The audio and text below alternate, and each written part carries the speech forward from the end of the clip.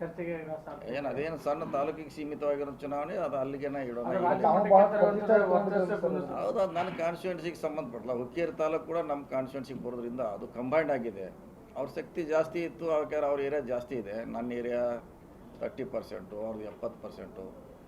ಮತ್ತು ಸಹಕಾರ ರಂಗ ನಮಗೆ ಹೊಸ ಅನುಭವ, ಹೀಗಾಗಿ ಸೋತಿದ್ದೀವಿ. ಅದು ಅಲ್ಲೇ ಸ್ಥಳೀಯ ಮಟ್ಟ, ಅದೇನು ರಾಜ್ಯಕ್ಕೆ ಜಿಲ್ಲೆಗೆ ಇಂಪ್ಯಾಕ್ಟ್ ಆಗುವಂಥ ಚುನಾವಣೆ ಅಲ್ಲ. ಆ ಚುನಾವಣೆ ಕುರಿತು ಸೋಷಿಯಲ್ ಮೀಡಿಯಾದಲ್ಲಿ ಫ್ಯಾನ್ಸ್ ವಾರ್ ತರ ಆಗ್ತಾ ಇದೆ. ಫ್ಯಾನ್ಸ್ ವಾರ್, ಈಗ ಸತ್ತಿ ಫ್ಯಾಮಿಲಿ ವರ್ಸಸ್ ಜಾರಕಿಹೊಳಿ ಈ ತರ ಫ್ಯಾನ್ಸ್ ವಾರ್ ತರ, ಇದು ಒಂಥರ ಕ್ರೇಜ್ ಆಗಿ ಅಪಾಯ ಅನ್ಸುತ್ತೆ. ಕೆಲವು ದಿವಸ ಆಗಿದೆ, ದಿವಸ ಏನಾಗೋಲ್ಲ. ಇನ್ನೊಂದು ವಾರ ಮಾಡ್ತಾರೆ, ಇನ್ನೊಂದು 10 ದಿವಸ ಮಾಡ್ತಾರೆ, 7 ದಿವಸ ಮಾಡೋರು. ಏನು ಕೆಲಸ ಇಲ್ಲ, ಅವ್ರಿಗೆ ಖಾಲಿ ಅದಾರ. ಅದೊಂದು ಚುನಾವಣೆ ಇತ್ತು, ಅದೊಂದು ಅವ್ರ ಪರವಾಗಿದ್ದಾಗ ಅವ್ರು ಮಾಡ್ತಾರೆ, ಅವ್ರ ಪರವಾಗಿ ಅವ್ರು ಹಾಕ್ತಾರೆ, ಇವ್ರ ಪರವಾಗಿ ಇವ್ರು ಹಾಕ್ತಾರೆ.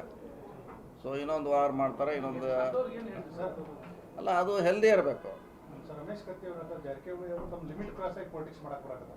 ಇಲ್ಲ, ಹಂಗೇನಿಲ್ಲ. ಇದೆ ನನ್ನ ಹುಕ್ಕೇರಿ ತಾಲೂಕು ಕೂಡ ನಾನು ಹೇಳ್ದಂಗೆ ನನ್ನ ಕಾನ್ಸ್ಟಿಟ್ಯೂನ್ಸಿಯಲ್ಲಿ ಬರ್ತದೆ. ನಮ್ಮ ಕಾರ್ಯಕರ್ತರ ರಕ್ಷಣೆಗಾಗಿ ನಾವು ಚುನಾವಣೆ ಮಾಡಬೇಕಾಯ್ತು ಹೊರತು ಅದನ್ನು ಬಿಟ್ಟು ಯಾರ ಮ್ಯಾಗ ಯಾರು ಇರೋದು ಅಂತಿಲ್ಲ. ಮತ್ತು ಅದೇ ಸಣ್ಣ ಒಂದು ಸೊಸೈಟಿ ಮಾಡ್ತೀನಿ. ಇನ್ನೇನು ಕೇಳೋಂಗಿದ್ರೆ ನಿಮ್ಮ ಇಲಾಖೆದು ಬೇಕಾದ್ರೆ ಹೇಳಿರೇನ್ರಿ? ಕಾಂಗ್ರೆಸ್ ಬರ್ತಾರಾ ಮುಂದಿನ ಚುನಾವಣೆ? ಯಾರೇ